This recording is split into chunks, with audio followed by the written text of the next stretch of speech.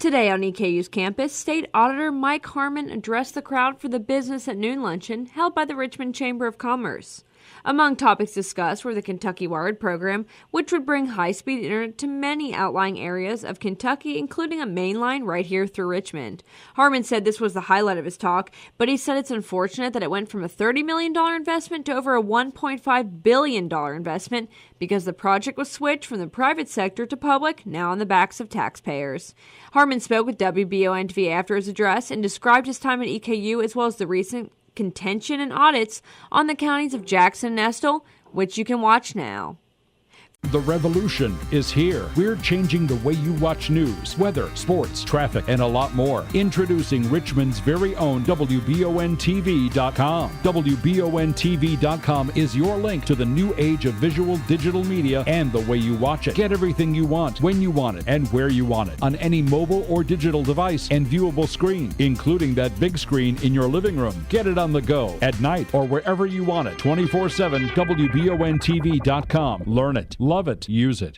So you definitely covered some great things here today. We talked about some different bills going on, but what would you say would be the highlight of today's luncheon?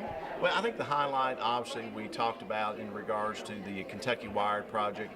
It was very unfortunate, very sad that basically they took a project that was supposed to be financed by the private sector and they flipped the script and put it on the backs of the average taxpayer. So they went from basically a $30 million investment to a $1.5 billion with a B dollar investment. Right, and Richmond was one of those areas that was going to have this route go right through us, so this is kind of tabled for now, right?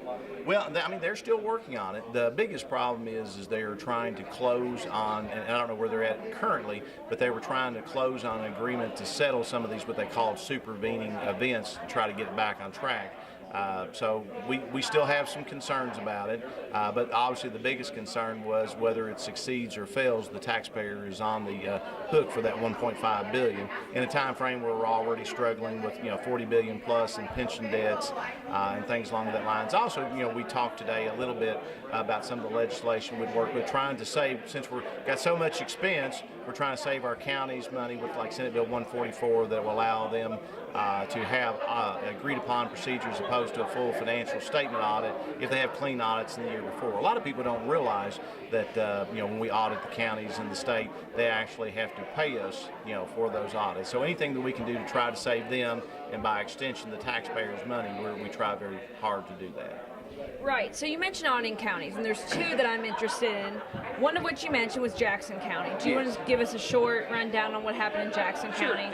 The short of it is the treasurer previously, former treasurer now, had written herself an additional $114,000 in checks. About half of that was through the general fund, about half of that was through some federal grants as well.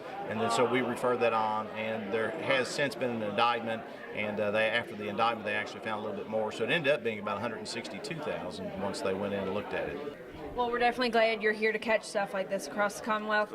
Mike, is there anything you want to kind of close with or add that we didn't cover? Yeah, well, we talked about it, I think, off camera, but, I'm an EKU alumni. I graduated in 1988 with a triple major in math, statistics, and theater. I jokingly tell everybody that way I know the math and I know the stats. When I don't know, I just act like I know, but I tease about that. But I very much appreciate EKU. It was a wonderful experience, both the math and the statistics and the theater background. I think that those are very beneficial. I was a little saddened to hear that my theater major was going away here at EKU, but hopefully someday, sometime in the future, the next couple of years, maybe they can bring that back. For more stories such as these, be sure to visit Richmond's very own WBONTV.com. I'm Marissa Hempel.